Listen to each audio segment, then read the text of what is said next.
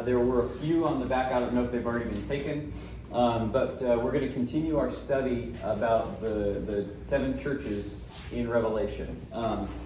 Last week we talked about where John was when he wrote this down, this relayed message from Jesus. He was on an island called Patmos that was off the coast, and then we went into the first city that Jesus wrote to by way of John, that Jesus wrote to, called Ephesus. And they were a congregation that was very strong in teaching, very strong in practice, but he said they had lost their first love. And like I pointed out when we read this, is all the letters follow a similar pattern. We'll read three of the letters today to the congregations at Smyrna, Pergamum, and Thyatira, and they all follow this same format. To the angel of the church in location right. And we talked about how angel here doesn't necessarily mean like an angel, a messenger from God. What it means is the messenger of the church, the one who would relay the message or who would read it aloud to that angel, to that messenger, write this so they could read it to the congregation. Right? And then Jesus will describe himself in a way, the one who in some regal fashion he'll describe himself, says this, I know your deeds, and he'll say off some good things about them, but I have this against you, and some things to correct. And actually one of the congregations that we're going to read about, he doesn't say this at all. He didn't have anything against that congregation.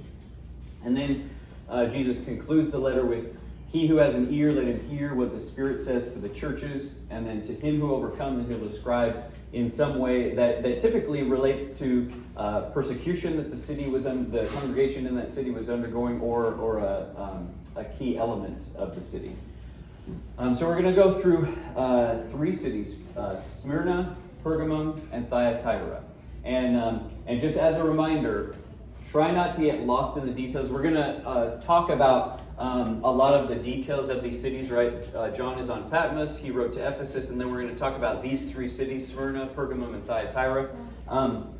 We'll look at the history of those cities, but remember the overarching theme that Jesus is getting at here is his regality, his dignity, his power. He's been seen in many ways, as a humble servant who washes feet, as a healer who heals people of illness. And here, Jesus is, throughout this region, Jesus is giving the picture of nobility. Not that he's like putting on airs, but he's really revealing his power. And he's doing this because there's a Roman emperor named Domitian who has tried to place himself as a god. And so Jesus is, kind of putting his thumb in Domitian's eye in the way that he describes himself, like we saw last week. He calls himself the one who holds the 7 stars in his hand because Domitian had minted a coin with his son having 7 stars around him. So we'll see that as we go into Smyrna. Smyrna and Pergamum and Thyatira. Let's read the scriptures, and then we'll talk through the city of Smyrna. So it's going to be in Revelation 2, and we'll read verses 8 through 11. That's going to review the letter to the church at Smyrna. So Revelation 2, starting in verse 8. To the angel of the church in Smyrna write, the first and the last, the one who was dead and come to life, says this, I know your tribulation and your poverty, but you're rich, and the blasphemy of those who say they are Jews and are not, but are a synagogue of Satan. Do not fear what you are about to suffer. Behold, the devil is about to cast some of you into prison, so that you'll be tested, and you'll have tribulation for 10 days. Be faithful until death, and I will give you a crown of life. He who has an ear, let him hear what the Spirit says to the churches. To him who overcomes, he who overcomes will not be hurt by the second death. All right, so this is what Jesus said to the church at Smyrna. And there's some hidden keys here that we might not pick up if we don't look at the city of Smyrna. This is a road that went through the rubble that was some of the former city of Smyrna. Let me go back a little bit and to the map. Because this region, you might kind of think, oh, these are just all kind of take them or leave them cities. These three cities here, Ephesus that we talked about last time, Smyrna, and Pergamum, were kind of all vying for the title of a key city in Asia, right? To the Roman Empire, this was the region of Asia. And so they were all kind of vying for a key city in that region. They all had a great population. Today, Smyrna is known as Izmir, and it's home to about 3 million people. So it's a huge city. It's one of the second largest city in Turkey. This is the region of Turkey. And one of the key elements of the city of Smyrna was its agora, its marketplace. It was the biggest marketplace in the ancient world, and this is what that marketplace looks like today. Right, so you see there's kind of an upper level with all the pillars, and then down here they even have kind of a lower area where it was a 2-level marketplace. This city had a lot of history going into it. It was founded about 1,200 years prior to when when Jesus wrote to it. And you've probably heard of or forgotten from school the Iliad, like I have. I know it was a book, and it was a big book, but I don't remember anything that happens in it. It was written by a guy named Homer, and he lived here. Right, so Homer lived here. The city was destroyed around the 6th century, and then in the 4th century, Alexander the Great said, this city, with its position on the coast, I should have put more maps in here, but you'll see I already have a lot. This city with its position on the coast, and if I could do a thing where I extend the map over, then Athens is right over here. And so this is the closest port city to Athens. Please silence your cell phones. So this is the closest port city to Athens, and so a lot of money flows in here, a lot of commerce flows in here, and so that was again why Smyrna had such a big marketplace and why it was such a key element of the city. I don't know how many I skipped ahead. There we go. Also, because the city had been destroyed and then was rebuilt into this great thing, there was a theme of resurrection that went through the city. And so you'll see, that's why Jesus introduces himself this way. He says, the first and the last, the one who is dead and come to life, says this, right? So he's introducing him to themselves as the one who has been resurrected, because their whole city, not just the church there, but the whole city had like this ongoing theme of resurrection. The city was also known as the Crown City, and I forget. This is the lower area of the marketplace, right? So these arches are still there today. Whoops, went too far. One of these pictures has a picture of Mount Pegasus in it, or it's in the background. Yeah, so I think this is it. So you see how the marketplace is here, and then this mountain rises out of it. So that's Mount Pegasus. If that's not, then there's a taller mountain nearby that's Mount Pegasus. And what happened is all the marketplace was down here, and then as you rose up, there's this ring of influential buildings of let's see, what did I say? The kind of this ring of affluence that went around the mountain, and it was kind of like a crown on top of the mountain. And so Smyrna was referred to as the Crown City. That's why Jesus refers to himself, or refers to them this way in verse 10. He says, "Be faithful until death, and I will give you a crown of life." Right? So he's referring again to things that they would be familiar with in the city, being this big center of commerce and really one of the key cities in Asia. Now, what Smyrna was known for was that it created a god. This picture is a representation of the god Roma.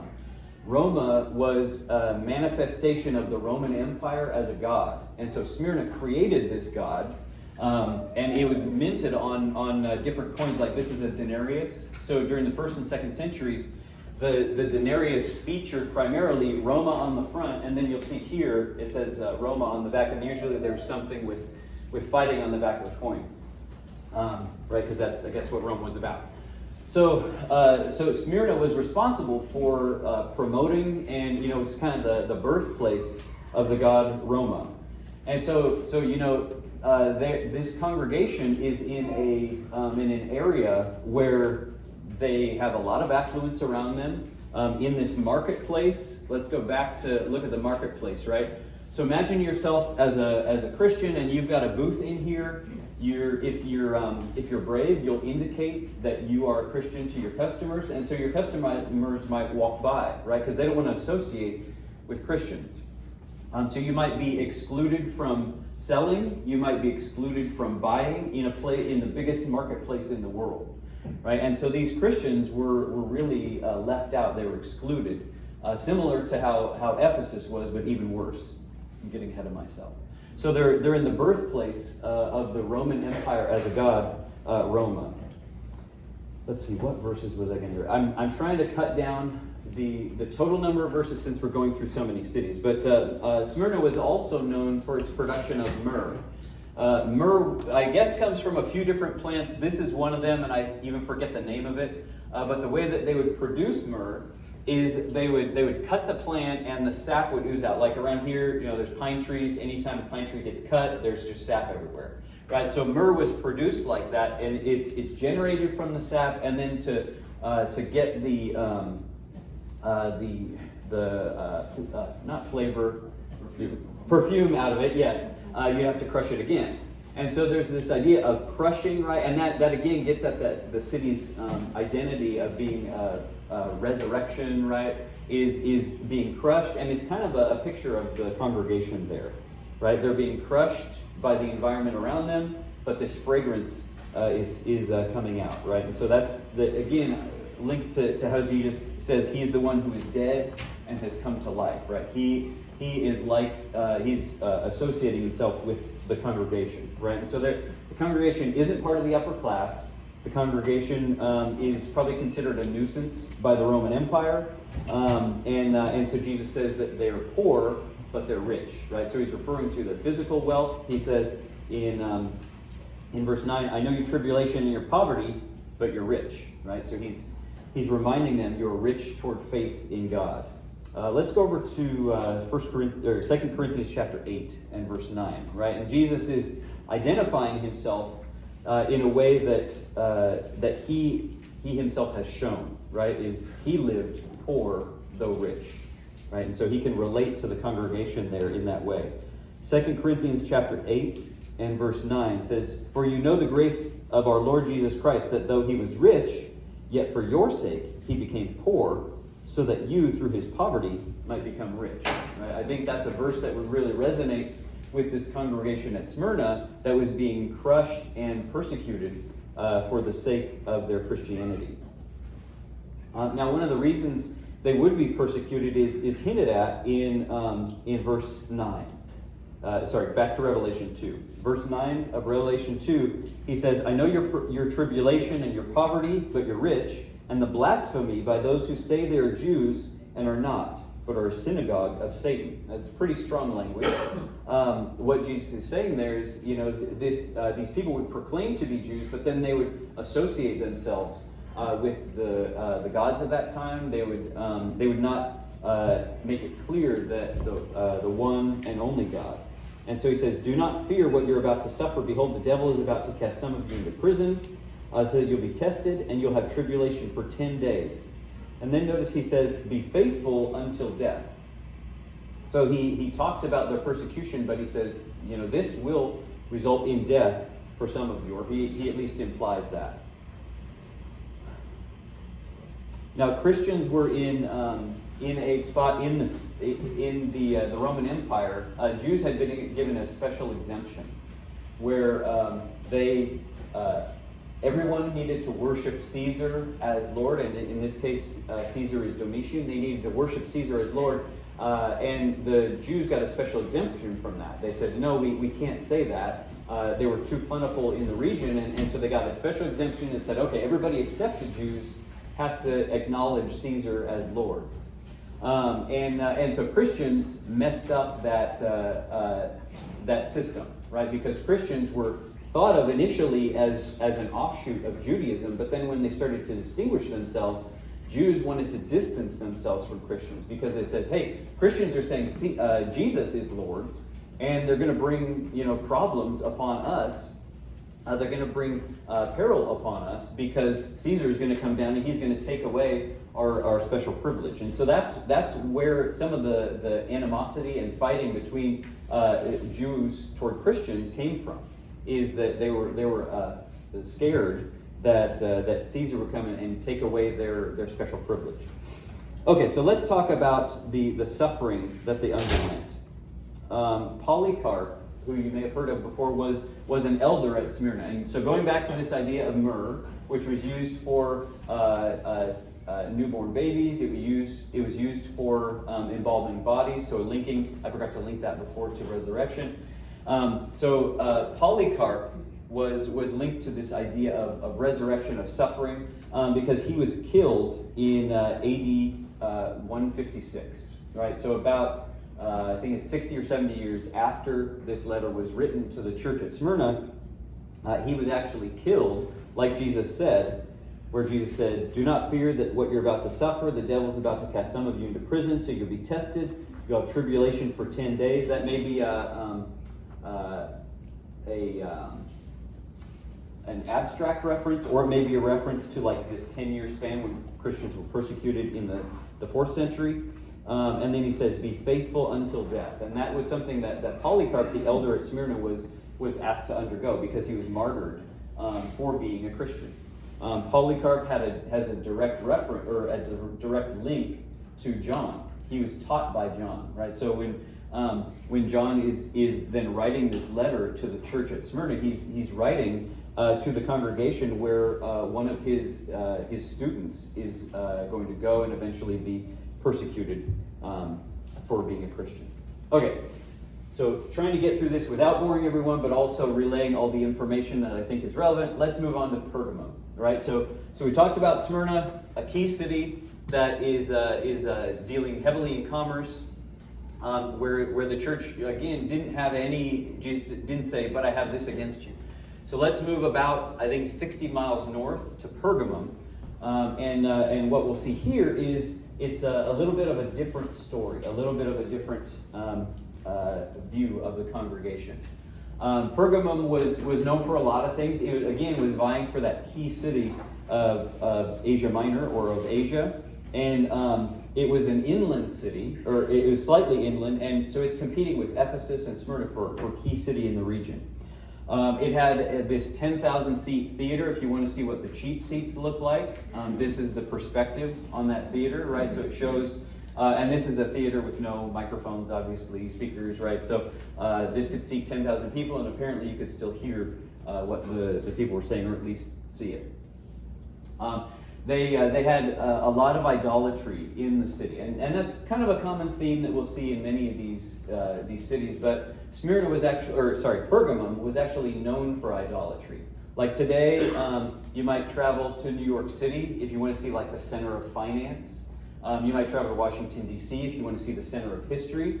If you wanted to see idolatry and like experience idolatry, people would go to Pergamum. That was like their tourism was for idolatry. They had a lot of temples to different idols around the city, and this is kind of what it looks like. I'm not sure when this photo was taken, or even if it's a photo, but you see the theater here, and then up even higher. This is where all of the idol temples were, and previous, Trajan was a former Caesar, and so he had an idol built to them. So the Roman emperors, the Caesars, would put temples to themselves up here with the temples to the gods, right? And that's what Domitian did. He didn't do it in this city, but he did do it in Ephesus.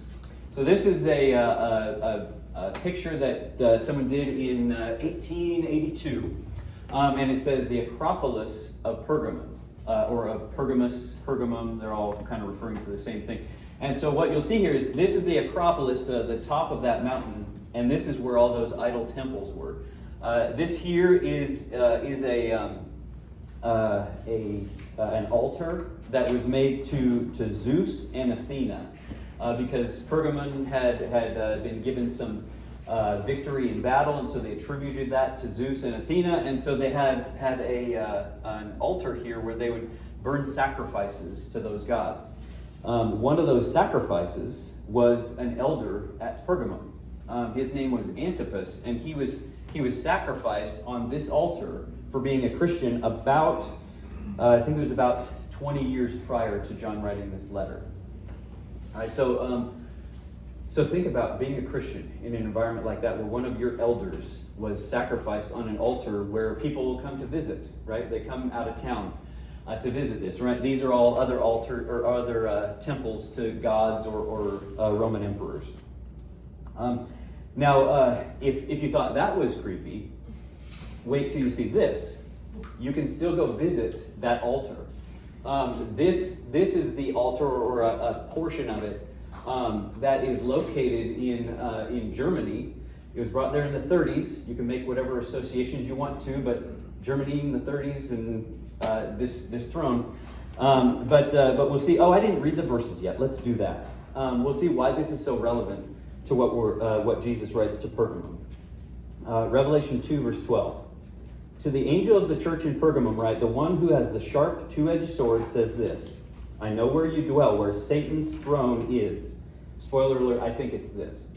I know where you dwell, where Satan's throne is. And you hold fast my name and did not deny my faith, even in the days of Antipas, my witness, my faithful one, who was killed among you where Satan dwells.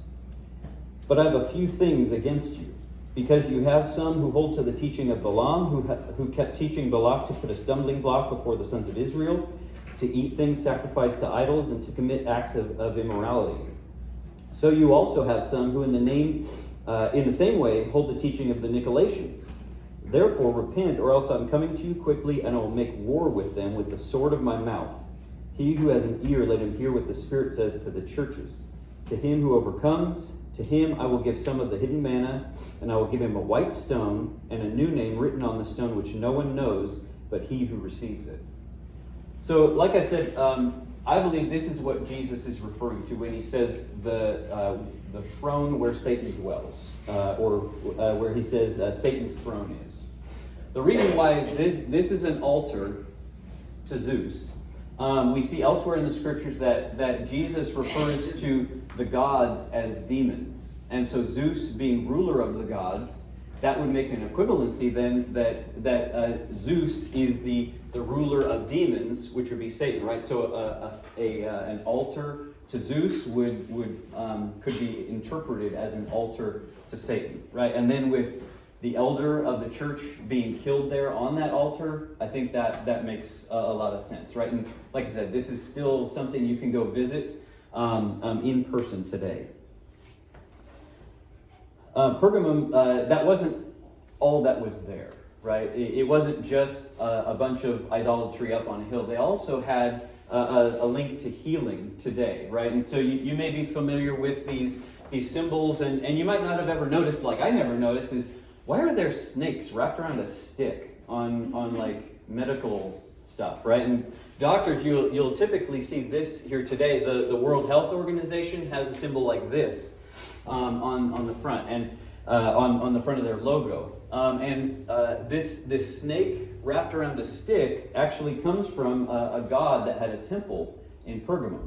His name was Asclepios. This is a statue of him, and you'll see here the rod with the snake wrapped around it, and it's still called the rod of Asclepios, right? And doctors, I think they said a recent survey, like 30% of doctors could still identify that this is called the rod of Asclepios. Now that's not saying like medicine is worshiping this god, but what it is getting at is there was a big temple that people would come visit the city for healing. And that temple was the temple of Asclepios. And so this is the road on the way to the temple. This is the entrance point to the temple, or to that center of healing. And so what would happen, if you want to have great dreams tonight, plug your ears. What would happen is people the priests in the temple, they would take the visitors to the temple, they would sedate them, and the visitors would sleep while snakes crawled around them. And so then what they would do in the morning is they would tell the priests what dreams they had, because these snakes apparently, they thought had healing power from the god Asclepios. So these snakes would then give them dreams. The dreams they would tell to the priests, and the priests would, prescribe something, in some way to get healed, right? So they were looking to this god to get healing, and they would sleep with snakes in order to do it, right? And so whatever you wanted to find, whether it was idolatry, pleasure, healing, wisdom, you could find it here in Pergamum. And so that's the area where the congregation was trying to survive, where the congregation was trying to live. And so Jesus, notice he identifies himself differently. Like to Smyrna, he says, the one who is the first and the last, who is dead and has come to life, right? Resurrection, because Smyrna with myrrh and being crushed, and their history. Here he says, the one who has the sharp two-edged sword says this. So Jesus identifies himself in a much more combative way, right? He's identifying himself in a way to communicate judgment, right? And that matches what we find is when he's writing to this congregation, they were in a very evil place, just surrounded by idolatry. But he says that they had given in to that idolatry. They had not separated themselves from the world like they ought to. He says there was two subgroups within the congregation. He says, I have a few things against you in verse 14. He says, I have a few things against you because you have some who hold to the teaching of Balaam, he was a prophet in Israel. He says, who kept teaching, I got him backwards. I knew I was going to do that. Balaam, who kept teaching Balak to put a stumbling block before the sons of Israel. No, I did get it right. So Balaam is he was a prophet in Israel, and he taught an enemy king how to corrupt the Israelites, and through that influences you can see you can't see because you don't have a handout. If you go to Numbers like 22, Numbers 36, that's where this story is recorded. But this prophet named Balaam, he led to a plague which resulted in 24,000 of God's people dying. Now, the way that is linked to this idea of healing, this idea of in Pergamum, is that they had some of the congregation had given into and integrated with this idolatrous society, and it's that same idea of not being willing to draw a separation between idolatry, between those who say Caesar is Lord and those who say Jesus is Lord. They had failed to draw that line in the sand, failed and tried to straddle it. And so Balaam is really a picture of those who try and have their cake and eat it too. If you don't believe me, let's read in the scriptures. It's not going to use that phrasing. But let's go to 2 Peter chapter 2. 2 Peter chapter 2 and verse 15. 2 Peter 2 and verse 15 says, forsaking the right way, they've gone astray, having followed the way of Balaam, son of Beor, who loved the wages of unrighteousness. Right? So it's someone who is a prophet who has given up on holding to God's standards and has corrupted himself to gain benefit from the world. And Jesus said that some at the congregation at Pergamum had done this. They had given up their distinction as God's people. He also refers to the Nicolaitans, which was a group that, like we saw last week in Ephesus, they had some influence there.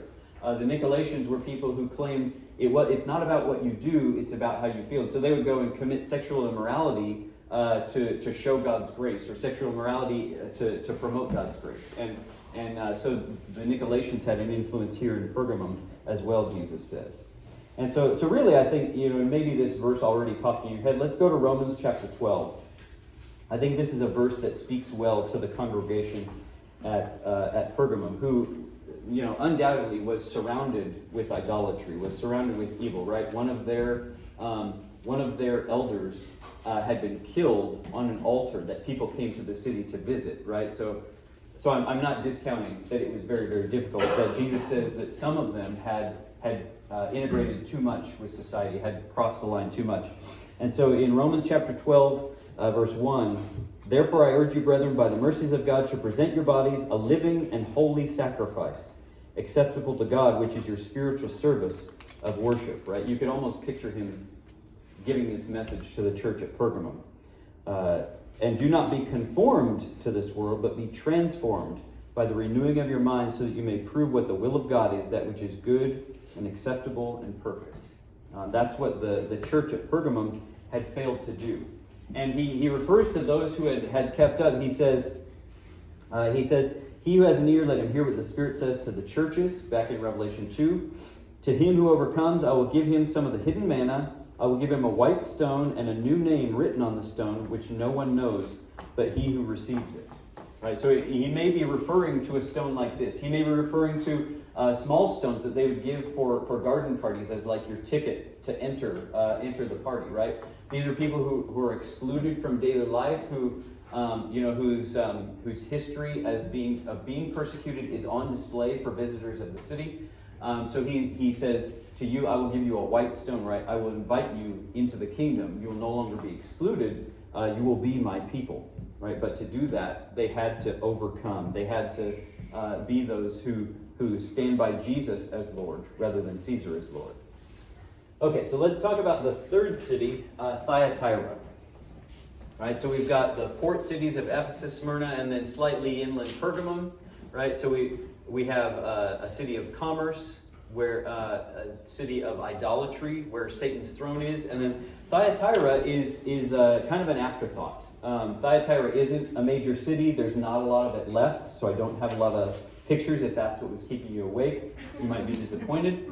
But we're going to talk about Thyatira because the main thing there was guilt. Let's read first what Jesus writes to the congregation there. To the angel of the church in Thyatira write, the Son of God, who has eyes like a flame of fire, his feet are like burnished bronze, says this, I know your deeds and your love and faith and service and perseverance, and your deeds of late are greater than at first. But this I have against you, that you tolerate the woman Jezebel, who calls herself a prophetess, and she teaches and leads my bondservants astray, so that they commit acts of immorality and eat things sacrificed to idols. I gave her time to repent, and she does not want to repent of her immorality. Behold, I will throw her on a bed of sickness, and those who commit adultery with her into great tribulation unless they repent of her deeds. And I will kill her children with pestilence. And all the churches will know that I am he who searches the minds and hearts, and I will give each one of you according to your deeds. But I say to you, the rest who are in Thyatira, who do not hold this teaching, who have not known the deep things of Satan, as they call them, I place no other burden on you. Nevertheless, what you have, hold fast until I come. He who overcomes, and he who keeps my deeds until the end, to him I will give authority over the nations, and he shall rule them with a rod of iron. And the vessels of the potter are broken to pieces, as I have also received my authority from my Father, and I will give him the morning star. He who has an ear, let him hear what the Spirit says to the churches. All right, so this is what he writes to Thyatira, and the main thing in Thyatira was textiles and guilds, or metalwork, right? So textiles was, fabric. Well, that's how I translate it as fabric. It's probably, other things. But textiles and metalwork is what Thyatira was known for. This is the other views that I could find of Thyatira. You'll see this is, if I go back, right? So looking here, focus on this doorway, and you'll see it right here, right? So there's like all the city has been built around it, and then here's the ruins. There's not a whole lot left of the original city. There's kind of this, and then this view from this other side. So the city is known for its metalwork, and that's why Jesus introduces himself as the one who has eyes like a flame of fire, and his feet are like burnished bronze, right? That's references to metalwork, to smelting, I think is what it's called. Right? So Jesus introduces himself that way to the city, not as the one who has a sword of judgment coming out of his mouth like he did with Pergamum, not as one who was dead and has come to life like he did at Smyrna, but one who has eyes like a flame of fire and feet like burnished bronze. So you may recognize Thyatira from Acts chapter 16. Let's turn over there and we'll read likely when the congregation began. And it began with a woman named Lydia and her household.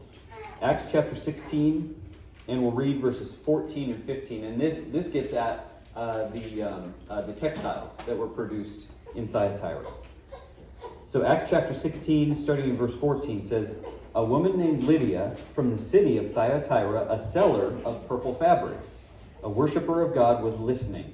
And the Lord opened her heart to respond to the things spoken by Paul. And when she and her household had been baptized, she urged us, saying, 'If you have judged me to be faithful to the Lord, come into my house and stay.' And she prevailed upon us." Right, this was likely the beginning of the congregation that then became the congregation at Thyatira that Jesus wrote to. And it likely started in Lydia's house. And you'll notice that she was known as a seller of purple. That was something that Thyatira was known for, was purple fabric. This is wool that was dyed in Thyatira with some of the natural minerals that were located in the city. And this is even older than we're reading about. This is, they said, is about 3,000 years old of wool. Just a little fragment, right? But this is the kind of purple that people would associate with Thyatira, right? So they would associate textiles and metalwork. And these were guilds, or what we know today as unions. Back then were guilds. I can feel Doug's eyes because I mentioned unions in church, but you may be happy to know the guilds back then were idolatrous, right? The guilds were centered around a god. And so if you wanted to be a metal worker, if you wanted to make fabric, if you wanted to be a part of the guilds, a part of that union, you had to worship that god. And occasionally they would have, what we might say is like office parties, right? They would have an office party or celebration to worship the god of that guild. And so if you wanted to be a part of the guild, not only did you have to sign up to say, yes, I affirm this god, but also you'd have to worship that god. And sometimes those idol worship ceremonies would devolve into sexual immorality and other evil things. The primary god that was worshipped by these guilds, the ones that made the metal and textiles, was Apollo. He was the son of Zeus. And so if you go back, Jesus introduces himself or identifies himself as the Son of God who has eyes like a flame of fire. Right? Apollo was the son of Zeus, the son of God. And so Jesus introduces himself that way. I am the Son of God, the real one, not this fake one, Apollo. And so that's why Jesus identifies himself that way in relating to metalwork and as the Son of God. And we see that the church at Thyatira had a cancer. And the cancer was coming, originated from a woman named Jezebel, who called herself a prophetess, who taught and led the bondservants astray to commit acts of immorality.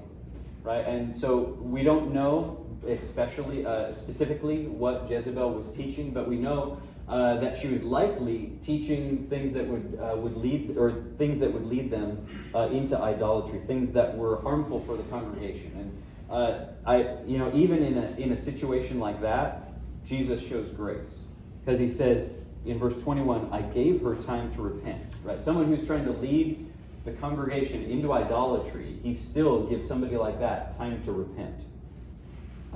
But she didn't. And so he takes a very firm stand. And this, again, is where you'll see Jesus asserting himself in a way with a frame of mind that we don't see him assert himself in the Gospels, right? He says, "I will kill her children with pestilence."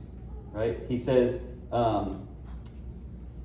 I will give him, at the end, I will give him authority over all nations. He shall rule them with a rod of iron. Jesus is portraying power, right? Because he's writing to a congregation that's just in an idolatrous society. They can't get work, likely, if they don't worship idols. And so they're being persecuted like they are in those other cities. And so he threatens them with, I don't know if Jesus is saying, "I will kill her children with pestilence," if he's talking about her teachings. Maybe he's talking about those who are following her, right? With threatening them with physical violence. That's not the first time that physical violence has resulted from, or physical harm has resulted from unrighteousness, right? Ananias and Sapphira tried to deceive, and they were killed as a result. People at Corinth who were treating the Lord's Supper without respect, he says, harm was going to come to them. That's why some of them had fallen asleep, right, or died. And so he says, "Hold fast until I come." he says, he who overcomes and he who keeps my deeds until the end, right? And I forgot to point out, this congregation at Thyatira is almost the flip side of Ephesus. Ephesus, that we talked about last week, was a congregation where they had all the practices right, all the teaching right, but their hearts just weren't in it. They had lost their first love. Thyatira, their teaching was off, at least to some respect, right? Those who followed Jezebel, their teaching was off. But he says that they were growing, right? They were growing stronger. He says, I know your deeds of late are greater than those at first, in verse 19. So they do have a redeeming characteristic in that they're growing, but they've got this cancer, the teachings of Jezebel, that is eating away at the congregation. So Jesus is coming to rip that out before it kills the entire congregation. Almost like a spiritual chemotherapy, right? And so the reason I have this purple cloth on top, right, is purple was used to identify royalty. And there's an irony there that some at the church at Thyatira had integrated themselves with those guilds, had integrated themselves with Jezebel's teachings, to the point that they were no longer distinguished, right? Like royalty would distinguish themselves with the cloths that were the clothing that was made at Thyatira. And so the church there needed to gain back its distinction, and to do that, they had to remove their association with evil, their association with unrighteousness and idolatry. Okay, so that was as fast as I could get through these three. We've got three more next week, so stay tuned. But I want to talk about what we've seen in these congregations. This isn't going to be long, right? But we saw that Smyrna was persecuted. They had an elder killed, and Jesus didn't have anything against them. Pergamum was the throne where Satan dwells, and they also had an elder killed, but they had crossed the line. They had integrated and tried to split the difference, to bridge that gap between idolatry and holding Jesus as Lord. And then Thyatira had also tried to split the gap, even in the absence of one of their elders explicitly being killed. And so I want to, idolatry is a little bit distant from our society today. So I want us to think about, how will we apply what we've learned from these three cities? How would we apply that today? Right? Because we're not faced with a guild that says you must worship this false god in order to work here. Our elders, at least in the United States, aren't being killed in the name of idolatry, in the name of worshiping a false god. And we actually live in a country of religious freedom. So how do we relate to or learn from this idea of Christians living in an idolatrous place? Well, I think what we can do is we can look at how the scripture says that greed is idolatry. I think that's especially relevant for where we live in the United States, right? Selfishness and greed are components in our society, and those can be idolatrous, right? Greed is idolatry because it puts money above God. Selfishness can be idolatrous. I think we can make that extension because selfishness can put ourselves above God, our own will, our own desires, our own wants, putting it above God. And so when looking at these cities, when looking at these Christians struggling in these congregations, think about how we interact with idolatry, right? Are there hobbies that we place above God? Are there sports that we place above God? Do we put politics above God? Do we put the endless search for information on the internet above God, right? Do we have things that are taking our time, our effort, our devotion, taking our heart away from God? Right? And those might not be physical idols. They might not be what these congregations were struggling with, but they might be just as dangerous. And so with that, if you have maybe been involved in idolatry, if you've maybe been involved in something that has pulled you away from God and taken you away from saying that Jesus is Lord, that He is the Son of God, that He has eyes like a flame of fire, feet like burnished bronze, that He holds the stars in His hand. Please come up to the front while we stand and sing.